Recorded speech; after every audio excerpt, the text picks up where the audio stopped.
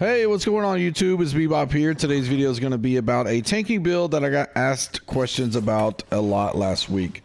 Now I wanted to switch it up when tanking and do something a little bit more fun. So I ended up going Rapier tanking last week through my dailies in one of them twos.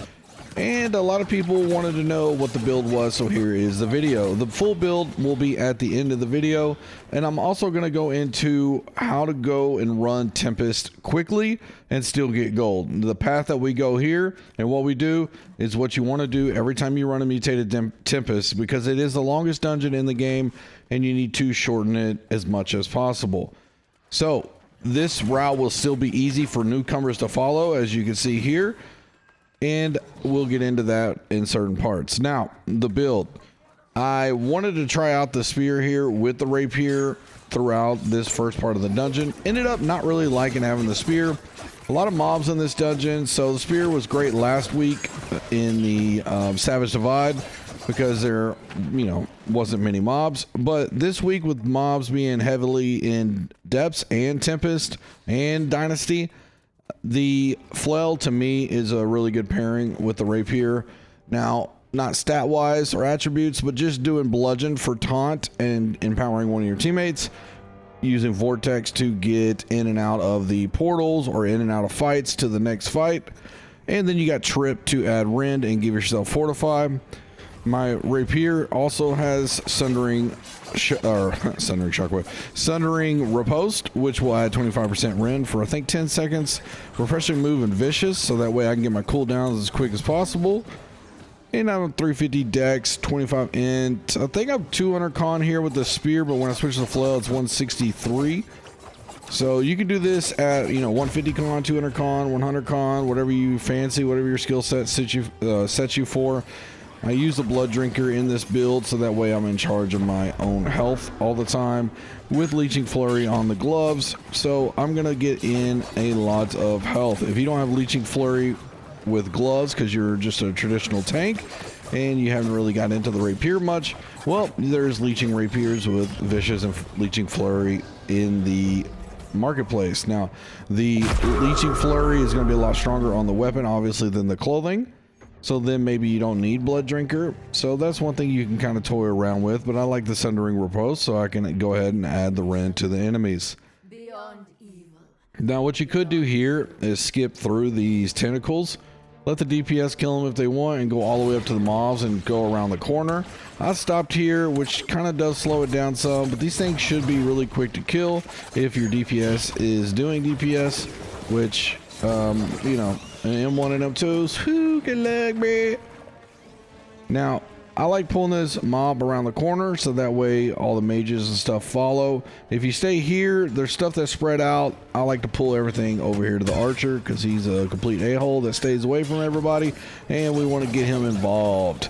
Now, I don't know if it's a game glitch or what, but somehow accidentally switched my camera scroll to also it's double binded to changing weapons, which I've never had the scroll wheel for changing weapons.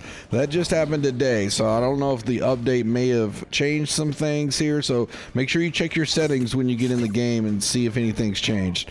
Now the scroll wheel thing, you'll see me trying to figure out why am I switching weapons all the time, and then once I figure it out, then I stop scrolling in and out of camera view. If you're familiar with me, I scroll in and out depending on the situations. Usually when I get heavily involved in a mob fight, my old ass needs to zoom in so I can see what's going on. Oh man, but yes, the cyclone is a taunt on the spear, so anytime you cyclone, that is a taunt and it will get aggro and keep it. Now if you're gonna want to go with the spear, I think vicious, leeching cyclone, keenly jagged would be a great combo. Keenly jagged for the tank is really good because your bleed ticks are going to help you keep aggro. So leave keenly jagged for the tanks in mutation. That's why all the hoplite stuff with all keenly jagged is not really good in PvE, because you don't want to take keenly jagged away from the tank. Now this week's dungeons are Depths, Tempest, and Dynasty. It is Void week, so make sure you have your Void amulet on you. Now I have all opals in my set here. which is usually what I do. So every week I don't have to change anything, and then all I have to do is change the AMI, and you can run M1 and M2s just fine that way. And that saves you some money and a little headache. Now, a lot of people don't want to sign up to play as tank because it's boring and they want a DPS. Well, you can sign up as tank and still DPS some and make it more interesting. And DPS and everybody else needs to be understanding of that, because it's funny how they don't want to sign up as a tank, but a lot of times they'll be the first one to go pull and get aggro of everything. Now, this group did an excellent job, and I couldn't be happier. They waited for me to pull and make aggro, and then they got involved. Okay, this was a really good group over there on Nisa for a random mutation, and I couldn't be happier. So thanks to y'all for letting me actually take and not just pulling everything and having it just go haywire, because we want to get through this dungeon as fast as possible. Now, if you tank this guy in the open, this is a bad decision. Also, if you're a musket enjoyer, you can hit up to 30k or so on this guy if you hit a headshot right. I'm going to be trying that maybe. Actually, double silence this week. I forgot to say in dungeons and M3, so never mind. F that. All right, so right here is where you want to tank this guy. Put your back to this little V where the rock and the stairs meet, and you just let him come back to you. This is where you stay, tanks. This is the best spot for you to tank this boss. He will jump back a little bit, but this will help the DPS out tremendously. Now, if you have 2 DPS go down, let's say you're doing an M3 or whatnot, they go down to a slam, then you can rotate, just jump over the staircase right there and get to a safe spot where your healer, somebody can get the res on the 2. Always skip these mobs, just go right past them, no need.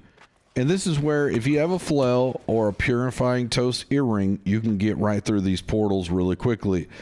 What you will see here, when I go through with a spear, I don't have a purifying toast earring, and I don't have anything to bring me out of that little lock animation. It's not much, but you know, if you want to move quicker, purifying toast earring, take a regen pot, and then maybe you might not want to waste one of those now with the way the new healing system is. But I try to get right here and get involved, try to time my riposte, and I was late, almost got killed. You can roll under these dragons once they start up, so don't be afraid to dodge roll under it. You might be able to dodge roll through if you're in medium, but yeah, you can dodge roll under it for sure. If you get the key and you have a flail, you can get through a lot quicker and get to the door. And also, if you're a tank here and you switch to the flail, wait on your teammates to catch up to you before going in the portal. And that way, when you vortex, you get everybody through quickly and not just yourself. So here's where I was deciding if I wanted to put on the focus one or the strength one. The strength one was vicious, refreshing move, and bludgeon. But I just switched to the flail every now and then for abilities, not really for attacks. So for me, the focus one was just fine. Plus it puts me over 50 focus, which gives me 10% additional healing. Now on this guy, you just want to front face him, let the DPS get behind him. If you're going to back up anywhere on this guy, then you need to back up to the left and pull him basically to where you're going to be exiting. And that way you can just make a quicker exit. Try to time your grit abilities right here with the flurry with some of his attack. Try to evade through some of his attack. And if you want practice on that, there's a guy down by Barnacle's dungeon. He's in a little cave. He's called the Treasure Boss. And he does a lot of those similar attacks. And you can get a lot of good practice in on that if you want to get good at using the rapier while tanking. Simply aggro these guys and go through. Now, right here where a lot of new players, tanks, will go down to the right. Don't do that. Skip it. Go to the left. Pull all these mobs to the shrine. I'm going to switch to my vortex. I'm going to build up about 5 stacks of haste. And we're off. Now, you just simply walk by these guys, you aggro them, pull them up top. You're gonna open the door to the first boss fight, okay? You don't just come up here and then stop. Go all the way to the door, that way it opens. Boom. Now you tank. Now you can skip this whole fight. You don't need to kill these guys. So if you want to do it, I did it because a lot of new players are going to want to kill them for loot, or they just don't know to skip and they go ahead and kill. I didn't type in there we're skipping mobs, so just kill them real quick. M1, they die real fast.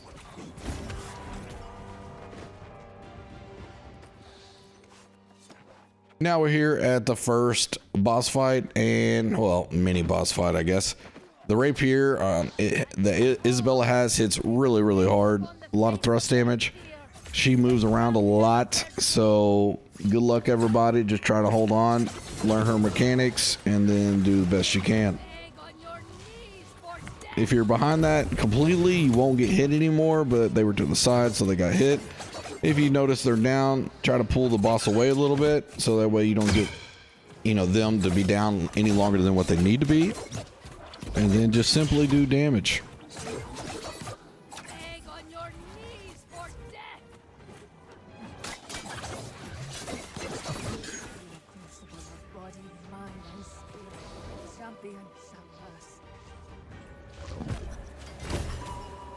Now on this next boss fight, mini boss fight, you just want to go straight to them. You don't pull them around to the side. It just takes too long. There's no need.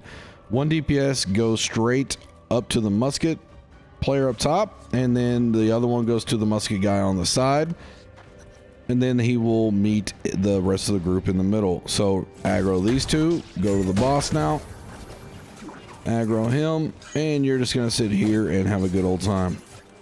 Just try to use your grit with the flurry at times when he's about to do a AoE, and use your Sundering Riposte when he's about to hit, so you can stack the rend on him.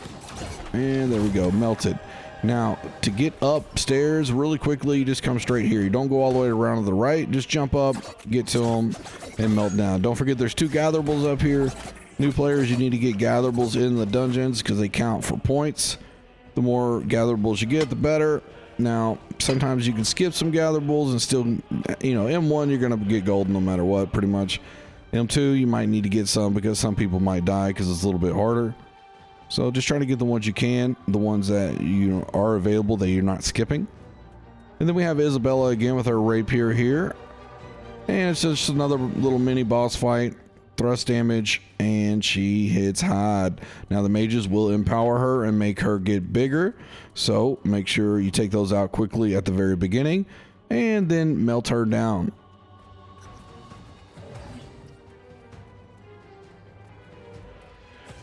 So the champion rises above all in power, in glory.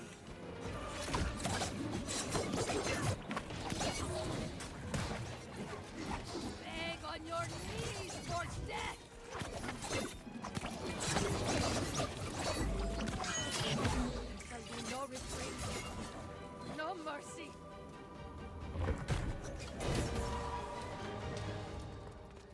So right there you see a hammer that I got that's gold called the Willpower. That is the hammer you want to look for if you're looking for Abyss, Warhammer that's 725 and not the Gorgon one with the Disdain Infliction and Keenly Jagged crap.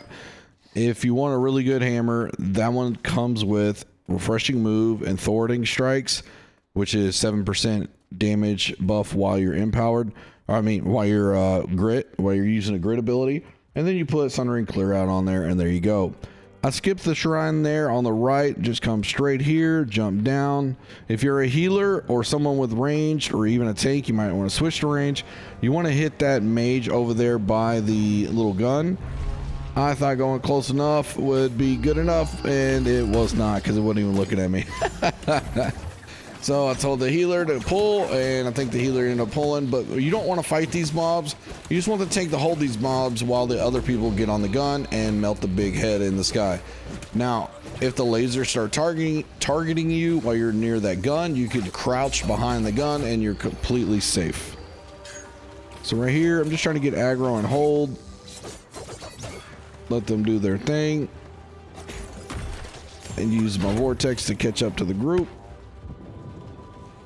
Now we get the light and move on. You don't need to wait for the torchbearer to, move forward. You can get outside of the bubble. You'll take some corruption damage, but it won't be much. You'll be just fine. Then you can go ahead and start clearing the tentacles. If you're a tank here, if you want to get out early to get it done, go ahead. Just know what you're doing. And try to stay to the left if you are following along with the light bearer, because you want the tentacles to aggro you to the left and not to the right. That way, if they do a slam like that right there, they don't hit the light bearer. You can also use the vortex, ice gauntlet, you know, shower and all that stuff to speed up the torchbearer. Anybody that can switch to something to help out would be great. The ultimate technique would be to have the torchbearer have low health before the grabbing the torch.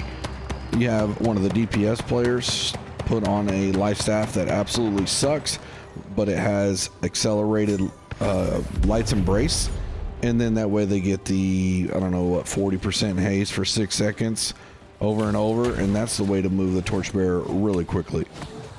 Now it's a lot more advanced tech, and I'm sure no one cares about doing that in M1 or M2, but had some free time here while we're walking up this long path to share that with you. This shrine, you don't need to go to it. Just go to the left. You're going to get it. You don't need to make a big turn there. This mage you'll kill. You can actually take him into the next room. He will follow and kill him there. So if you want to do that, you can. I would suggest just killing him here.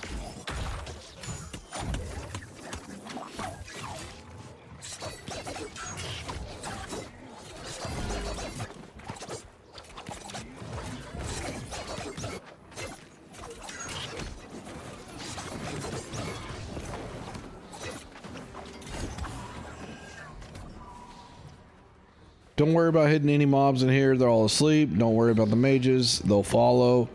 Just get into the next room, get that part done, and then we're off to another mini boss, and then the first boss, the snake boss. Now the snake boss does not have a back, so if your bleed rapier switching to 350 dex would be better. If your spear at 350 strength, switching to 350 dex would be better. But M1 and M2 doesn't really matter. You'll be able to melt the boss really quickly anyways.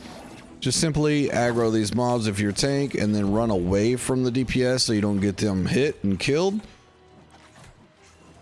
And that's all you're trying to do, is just hold the mobs here. Now it's an M1, so I wanted to get in on the action a little bit and get some damage done and just show you what this build could do. Not worried about having a healer here. Just repose, get my cooldown on my flurry, and my health will be just fine.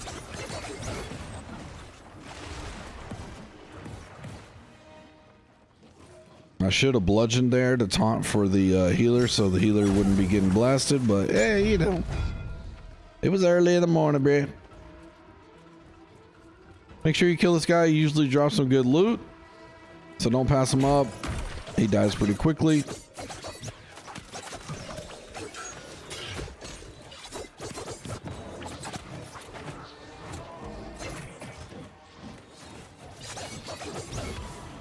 And now we're off to the snake boss.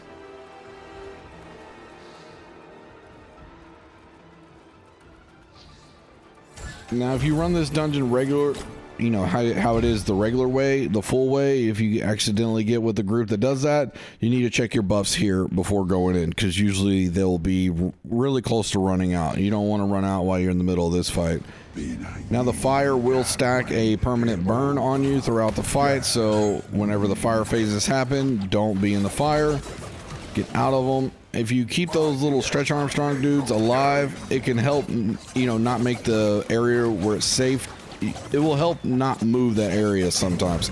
Not sure exactly what the mechanic is, but really if you keep the Stretch Armstrong dudes alive, then usually you don't have to move around as much, which will make it easier on new players learning where the safe spots are.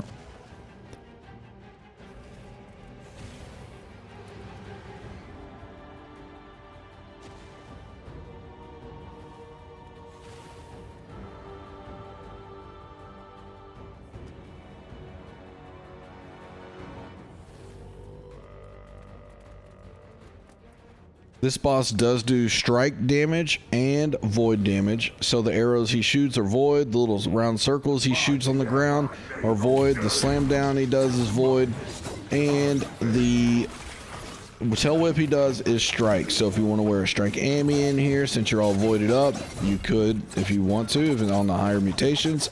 On an M1, I would say just don't even worry about it. That would be more of an M3 tech. Now right here is where I was saying if you want to hold on to these guys, it will help not move the little safe space, but not exactly sure the full tech on that. and I don't think really anybody ever is. So sometimes you can hold them and that stuff still changes, but I would say 80 something % of the time it won't change.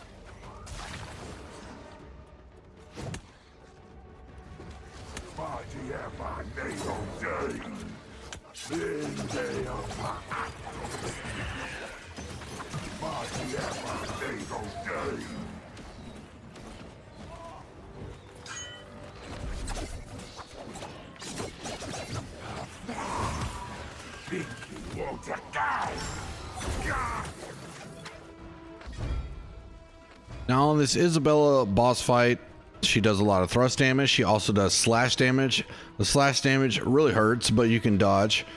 The thrust damage you can also dodge. As a tank, you choose what you want to do and what's hurting you, the most. You can wear a thrust Ami if you want to with a slash shield ward shield, and that will give you protection for both. This is a long startup phase for a boss, so feel free to run in there, get it started. They'll catch up eventually and get right in. One of the biggest pet peeves of mine is on this boss fights when tanks don't back up and give the DPS room to DPS and move. You will see there are basically 3 circle fighting areas, right? Now, you want to back yourself up, tank, to where the DPS and the healer have all the room in the world to work, okay? You don't need all the room. You need them to be able to dodge and roll, because Isabella backs up a lot. And so as a DPS, this is a dodge check boss. That is the mechanic here. So she will dodge back a lot. You as a DPS, you will notice yourself going in front of her a lot. If you're a tank and you keep pressing forward, she will keep pressing back. So once I get aggro established pretty well, I will play less aggressive. You might want to let your DPS know that I got to play aggressive at first. So she will be moving back quite a bit until I get full aggro, and then once I feel comfortable enough, I'll back up. Now I notice he's down. I'm going to get over here, trying to turn the boss a little bit so they can DPS. Those are the slash attacks I was talking about. And now I want them to get that res, so I'm going to get out of here once I feel like the healers probably got their heals back on their sacred and beacon. And now they can get the res and have plenty of room to move around.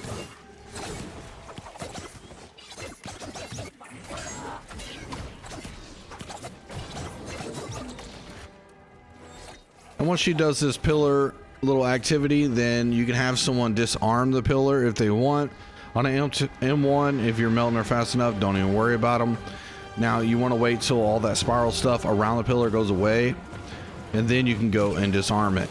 Just make sure if she's putting another pillar down while someone's about to disarm it, you wait for her to fully land before you disarm it, or else she'll immediately put up another one. So now you can go and disarm that if you want, but you need to keep your head on a swivel and keep looking at the boss. If not, boom. If you're a tank, back up here so your DPS has room. Notice most of my DPS are pretty much dead, so I don't care. I'm just going to do some damage myself.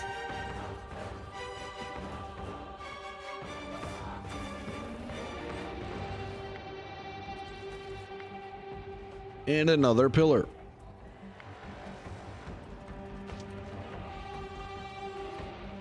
Now I'm going to back up here so they have room. Notice if I was stood where they were standing, they'd be pressed more toward the red areas. You don't want that.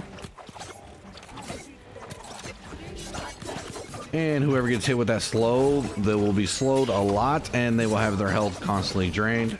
Not a big deal in M1, but in M2 and M3, it will start draining your health really quickly. Once you kill her like this, make sure when she lands, you press and hold E or whatever your activation button is on controller, and make sure it's fully done, or else she will explode, kill everybody, and you gotta do the fight again. All right, don't be trolling people on this boss, okay? Well, after this, the build is going to come up on the screen, and then I will let that run, and I'll see y'all later.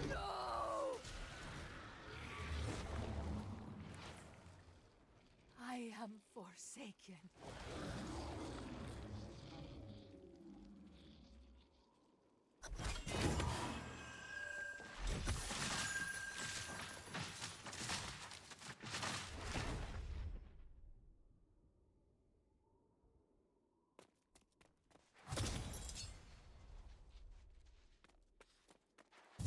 All right, here's the build. I started off with the spear, but really didn't like it as much, so I went to the flail because you want to have a lot of grit in this dungeon. There's a lot of mobs, and so I feel like the flail is a better option than the spear, especially if you go with power stone. I don't have the power stone on this character, which is funny, it's my main character, but I never did the solo thing on this account, so I'll get that. But anyways, this build is really fun. It changes up the way you tank, and here you go, 25 strength for the extra 5% light attack, 350 dex, so you get extra crit. Gonna give the rapier some damage also.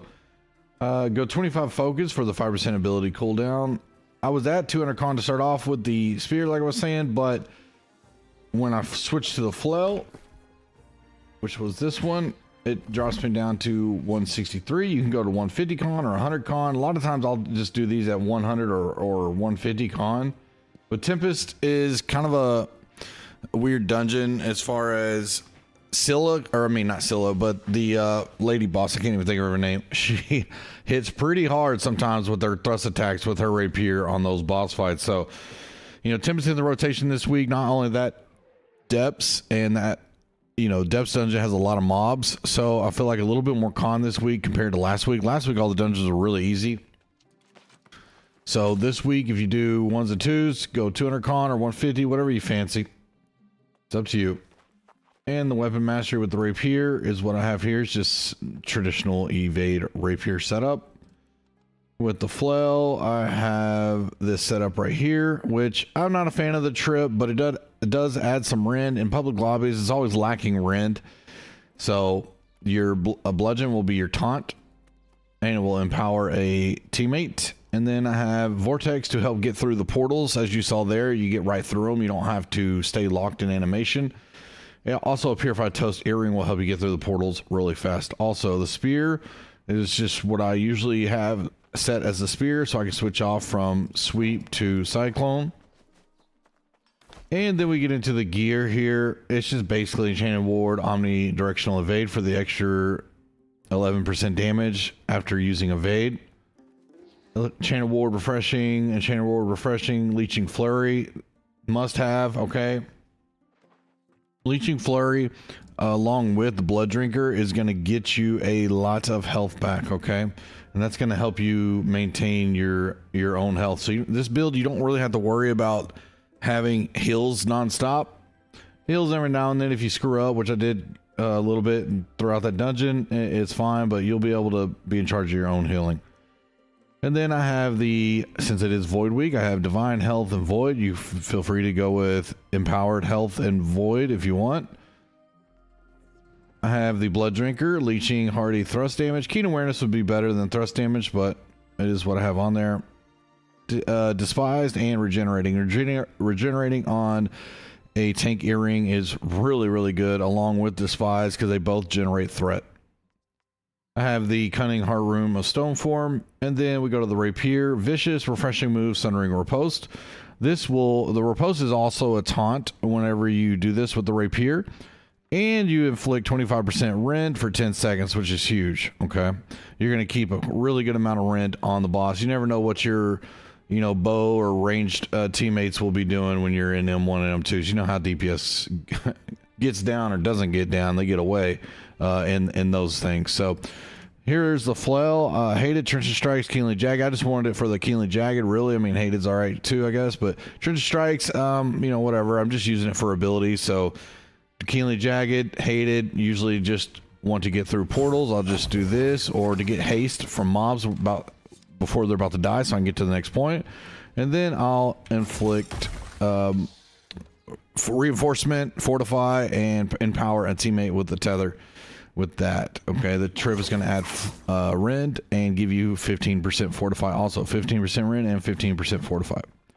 That's basically it. Hope you enjoyed the video. If you have any questions, feel free to ask me in the comments, and I'll talk to you in the next one.